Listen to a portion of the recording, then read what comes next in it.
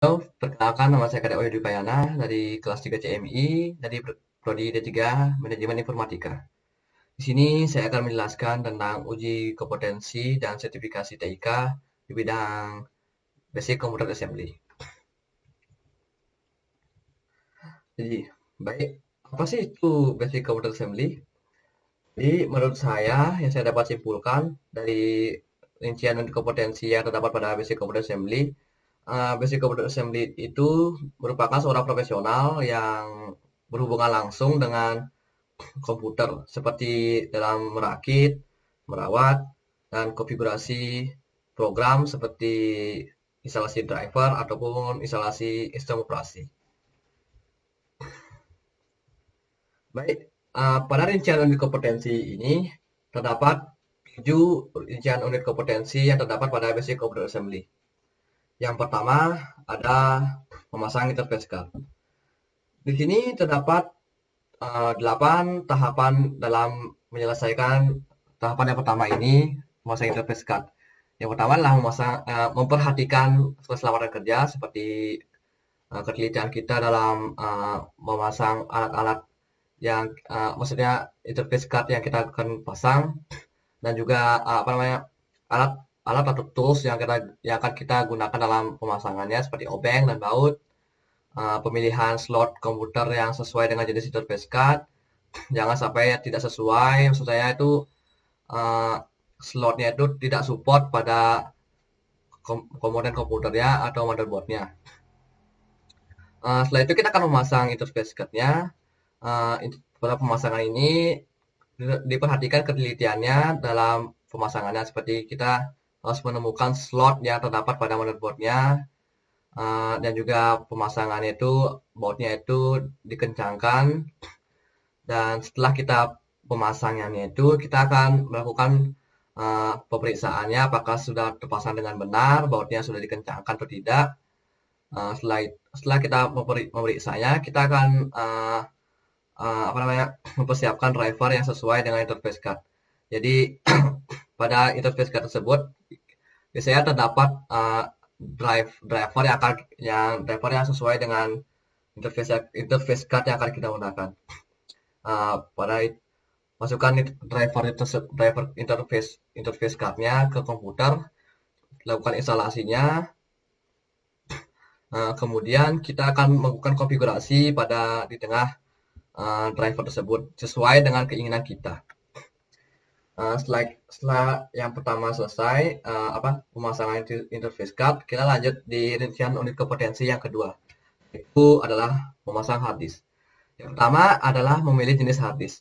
Jenis hard disk ini terserah kita ingin memilih apa, apakah hard disk atau SSD, tergantung dari tes tersebut, apakah kita akan menggunakan salah satu dari hal tersebut ataupun keduanya. Yang kedua dan ketiga adalah mengidentifikasi kecepatan transfer dan waktu akses rata-rata. Jadi maksudnya kecepatan transfer ini, berapa sih kecepatan transfer dari sebuah hard disk tersebut atau SSD tersebut. Dan kita seperti melakukan benchmark pada sebuah software, ataupun kita juga bisa dapat melihatnya pada label yang terdapat pada hard disk ataupun SSD tersebut. Selain itu kita juga mengidentifikasi waktu akses rata-rata. Sama seperti mengidentifikasi kecepatan transfer, kita juga bisa dapat melakukan tersebut dalam seperti melakukan benchmark pada program, aplikasi, misalnya software, ataupun kita juga bisa dapat melihatnya pada label pada hard disk ataupun SSD yang kita akan gunakan. Setelah itu, kita akan memasang komponen tersebut, hard disk atau SSD tersebut pada komputernya. Pastikan juga pada saat pemasangannya dipasang dengan benar, bautnya tersebut dikencangkan. Setelah itu, kita periksa hasil hard disk tersebut. Cara kita memeriksa tersebut, kita nyalakan komputernya dulu. Setelah itu, sudah terlihat apakah hard disk tersebut sudah terpasang dengan benar atau tidak. Seperti dia tidak mau masuk ke dalam sistem operasinya yang kita akan gunakan. Seperti Windows, ketika hard disknya tidak terpasang dengan benar, biasanya sudah tidak terbaca, dia tidak akan bisa masuk ke dalam apa namanya sistem operasi yang kita gunakan, ataupun masuk BIOS itu kadang-kadang tidak mau juga. Lanjut, yang ketiga adalah memasang motherboard. Pada pemasangan motherboard ini kita harus mempersiapkan hal-hal yang perlu dipertimbangkan dalam pemilihan motherboard. Hal-hal tersebut seperti spesifikasi motherboardnya, sesuaikan juga dengan casingnya. Jangan motherboardnya terlalu besar tapi casingnya terlalu kecil, ataupun sebaliknya. Dan juga spesifikasi motherboard tersebut kita sesuaikan juga dengan komponen-komponen yang akan kita pasang pada motherboard tersebut, seperti prosesor yang kita gunakan, apakah support dengan motherboardnya, memorinya juga, dan yang lainnya. Setelah itu kita pilih dan periksa kelengkapan motherboardnya, seperti bautnya, garansi kalau perlu, dan buku panduannya. Setelah itu kita persiapkan casing komputernya yang kita akan pasang motherboardnya. Kita pasang motherboardnya, pasangkan baut-bautnya juga, sesuaikan dengan slot motherboard yang terdapat pada casing PC tersebut. Setelah itu kita periksa hasil pemasangannya, apakah bautnya sudah benar terpasang, apakah ada yang kurang, dan hal yang lain itu kita periksa port-portnya juga, apakah sudah terpasang dengan benar ataupun terbalik ataupun bagaimana. Lanjut, kita masuk ke rincian kompetensi yang keempat. Yang keempat ini adalah memasang memori. Pada pemasangan memori ini, yang pertama kita perhatikan keselamatan kerja. Ya, kita memasangnya dengan teliti, jangan terlalu ngegas gitu, ataupun jangan terlalu terlalu memaksa untuk memasangnya pada slotnya, agar tidak jadi patah atau bagaimana. Yang kedua adalah mengetahui jenis memori yang sesuai dengan slot yang tersedia, dan juga maksudnya motherboardnya. Seperti jika kita motherboard kita yang support sampai DDR3, kita jangan memasangnya DDR4 ataupun yang melebihi batas support dari motherboardnya. Jenis-jenis memorinya juga kita harus tahu juga seperti DDR berapa, frekuensinya berapa, size-nya berapa, slotnya berapa yang akan kita gunakan, dan yang lainnya. Setelah kita mengetahuinya atau mengidentifikasinya, lalu kita perhatikan posisi memori yang terdapat pada slot motherboardnya. Jangan kita memasangnya itu terbalik dengan pinnya. Ya, pas saat pemasangannya kita juga perhatikan pin yang terdapat pada motherboardnya. Kemudian kita pasang sesuai pinnya, lalu kita kencangkan dengan yang sekrup pada motherboardnya. Setelah itu kita periksa hasil pemasangan motherboardnya, maksudnya memorinya, apakah sudah terpasang ataupun belum terkunci ataupun bagaimana. Kemudian lanjut, yang nomor 5 adalah memasang prosesor. Yang pertama, seperti biasa, kita memperhatikan keselamatan kerja. Untuk pemasangan prosesor, kita harus teliti dalam pemasangannya. Jangan sampai kita dalam pemasangannya pinnya tersebut kita tidak sengaja membengkokkannya, karena pin pada prosesor ini sangat sensitif. Usahakan untuk memegang pada bagian pinggir dari prosesornya. Pada selanjutnya kita akan memilih jenis prosesor yang sesuai. Maksudnya itu kita sesuaikan jenis prosesornya dengan spesifikasi motherboardnya. Jangan sampai maksudnya melebihi batas dari spesifikasi motherboardnya, agar tidak jadi permasalahan yang lain. Selanjutnya kita akan menunjukkan letak soket prosesornya. Kita akan melihat letak dari soket prosesornya itu. Kita buka dulu pengunci dari motherboard soketnya, kemudian kita akan pasang prosesornya dengan hati-hati, jangan sampai memegang pin pada prosesornya karena sangat sensitif sekali. Kemudian saat kita pemasangannya, kita pasang lalu kunci dengan pengunci yang ada pada soket prosesornya. Kemudian Setelah itu kita periksa apakah sudah terpasang dengan benar atau tidak prosesornya. Setelah itu kita akan memasang thermal paste pada di atas pada prosesornya. Kemudian kita akan memasang kipas pendingin atau heatsink untuk prosesornya. Letakkan heatsinknya tersebut di atas prosesornya. Kemudian kunci heatsinknya dengan pengunci yang terdapat pada heatsinknya ataupun dengan baut yang akan digunakan sesuai dengan heatsink yang digunakan. Setelah pemasangan prosesor, yang keenam adalah merawat CPU.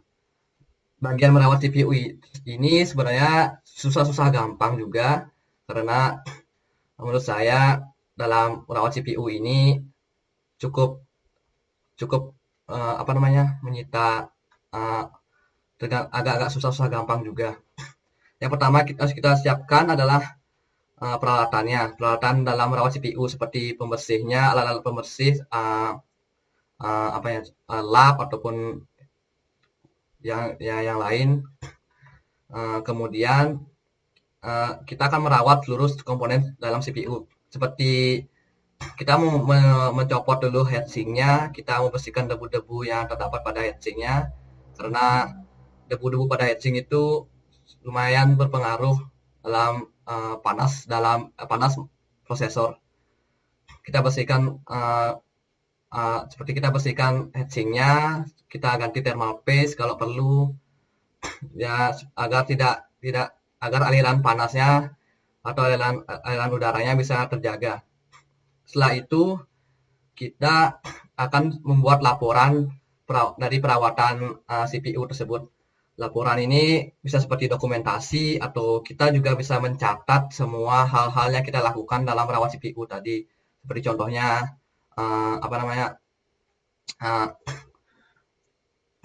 membersihkan heatsink, mengganti thermal paste dan yang lainnya. Kemudian yang terakhir adalah melakukan instalasi sistem operasi. Bagian ini menurut saya lumayan susah juga, karena menurut saya yang paling susah tersebut adalah ketika kita mengatur konfigurasi pada BIOS menurut saya. Baik, yang di sini terdapat 3 langkah yang harus kita selesaikan. Yang pertama, mempersiapkan komputer yang akan kita install. Persiapkan juga bootable ataupun sistem operasi yang akan kita install, baik berupa hard disk ataupun flash disk ataupun CD. Kemudian kita masukkan ke komputer tersebut. Kita identifikasi instalasi sistem operasi. Kita masuk kepada menu BIOS dulu. Kita masuk ke boot priority-nya. Kita ubah sistem operasi yang kita pakai, seperti misalnya kita menggunakan flash disk. Flash disk tersebut kita taruh posisinya paling atas. Jangan sampai terbalik ataupun bagaimana, karena jika misalnya kita terbalik tersebut, kemungkinan sistem operasi itu instalasi sistem OS itu tidak akan terbaca. Kita akan mengulang lagi dari masuk BIOS lagi untuk konfigurasinya. Setelah kita selesai melakukan konfigurasi, kita save dan keluar, dan kemudian kita lakukan sistem operasi instalasinya tersebut, seperti spesi apa yang kita gunakan, mengatur waktu, mengatur tema, mengatur user, mengatur partisi yang lagi digunakan dan yang lainnya. Dari ketujuh hal ini, menurut saya untuk bisa lolos dalam sertifikasi ini, sebenarnya ini tidak dijelaskan secara resmi tidak dijelaskan di web resmi dari LSPTIK ini, dan juga buku panduan juga tidak dijelaskan. Namun kalau menurut saya, kalau bisa lakukan semua ketujuh hal ini dengan benar dan baik juga, agar kita juga bisa mendapatkan sertifikasi tersebut. Tapi kalau menurut saya dari tujuh hal ini, kesulitan yang yang terasa bagi saya adalah yang pertama adalah memilih motherboard, karena menurut saya memilih motherboard ini kita juga harus menyesuaikan spesifikasi dari semua komponen, seperti uh,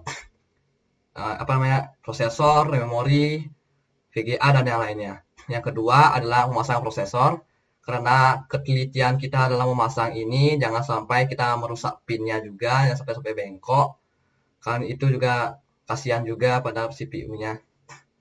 Dan yang terakhir adalah melakukan sistem operasi. Karena menurut saya bagi orang awam, konfigurasi pada BIOS ini setiap komputer itu berbeda-beda. Ya, pengguna atau user tersebut pasti akan kebingungan ketika kita konfigurasi pada BIOS yang berbeda-beda setiap komputer. Dan juga menurut saya dari pengalaman juga ketika kita melakukan instalasi, ketika sudah apalagi Windows, ketika sudah selesai dalam instalasi, kita lupa mencabut HDD ataupun flash disknya, itu kita bisa melakukan masuk ke bagian install ulang lagi, install ulang-ulang terus gitu. Dan itu saja menurut saya komponen yang menurut saya cukup sulit atau mungkin susah gampang juga pada bagian basic computer assembly. Dan selanjutnya adalah alasan kenapa saya memilih uji kompetensi basic computer assembly. Yang pertama adalah perkembangan teknologi. Pada WFH ini tentu saja sebuah PC atau komputer itu sangat kita perlukan. Ya paling tidak laptop atau PC lah. Tapi menurut saya kebanyakan orang pasti akan lebih memilih menggunakan komputer atau PC karena alasannya selain juga kita dapat merakitnya sesuka hati sesuai dengan budget kita juga. Dalam proses upgrade-nya juga mudah karena tidak seperti laptop yang memang dipatenkan seperti itu teknologinya. Tidak semua komponen bisa kita upgrade dengan sesuka hati, melainkan dibandingkan dengan sebuah komputer kita bisa mengupgrade komponennya sesuka hati kita dengan menyesuaikan budget yang kita punya. Yang kedua adalah berpotensi untuk mendapatkan suatu pekerjaan pada suatu perusahaan. Di zaman sekarang ini perusahaan pasti menggunakan sebuah komputer pada perusahaan tersebut untuk menjalankan bisnis mereka. Dan tentu saja menurut saya di dalam sebuah perusahaan yang menggunakan sebuah komputer dipastikan pasti memerlukan yang namanya teknisi atau orang yang handle atau memaintain semua komputer yang terdapat pada perusahaan tersebut. Dan yang terakhir adalah potensi untuk membuka usaha sendiri.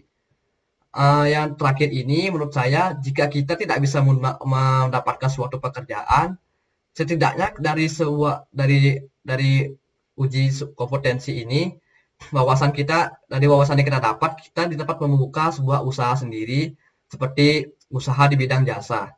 Jasa tersebut yang saya maksudkan itu seperti instalasi OS, upgrade komponen dalam komputer, perawatan atau maintenance-nya, ataupun juga dan yang lainnya lah. Dan kemudian terakhir potensi pekerjaan yang dapatkan dari basic computer assembly, menurut saya yang saya dapatkan tuh cuma satu, yaitu teknisi komputer. Seperti yang saya katakan sebelumnya tadi, teknisi komputer ini pada suatu perusahaan memang yang bertugas sebagai yang handle atau yang memaintain semua komputer yang terdapat pada perusahaan tersebut. Dan selain itu juga saya lupa menambahkan di sini, jika kita tidak mendapatkan suatu pekerjaan pada suatu perusahaan, setidaknya kita bisa juga mendapatkan suatu pekerjaan lain di bidang usaha kita sendiri atau membuka suatu usaha bidang yang bergerak di bidang jasa seperti instalasi OS, upgrade komponen, perawatan dan juga yang lainnya. Baik, itu saja yang bisa saya sampaikan pada materi uji skema kompetensi TIK Basic Computer Assembly yang bisa saya sampaikan. Mohon maaf jika ada kesalahan kata atau dalam penyampaian dan yang lainnya. Saya mohon maaf dan saya mengucapkan terima kasih sebesar-besarnya.